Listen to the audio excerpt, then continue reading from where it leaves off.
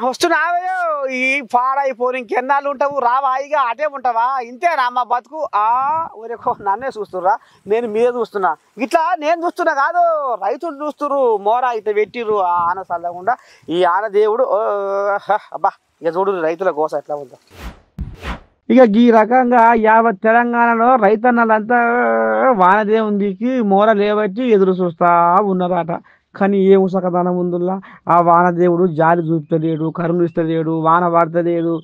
తుకుములు మొత్తం ఎక్కడికక్కడ మొత్తం ఎర్రగా అయి పాడవుతున్నాయి ఈ గాలులకు మొత్తం మొలక మొత్తం అంతా ఎర్రగా అయ్యి మొత్తం సర్వనాశనానికి వచ్చింది ఏం చేయాలి ఎట్లా చేయాలి ఎట్లా బతకాలి అప్పులు ఎట్లా కట్టాలి సప్పులు ఎట్లా కట్టాలి పొరగాళ్ళు ఎట్లా చదివించుకోవాలి ఇంట్లో సంసారం ఎలా తీసుకోవాలని ఈ రకంగా ఆలోచన చేస్తుంటే ఆనదేవుడు మాత్రం గింతనన్న కసిగంతలేడట ఇక ఈ వాతావరణ శాఖలు ఏమో వచ్చే వాన అంటారు అది వచ్చేది లేదు సచ్చేది లేదు ఆఖరికి వస్తారు కల్లా రైతులే సస్తట్టులా రేపు ఈ వాన పడక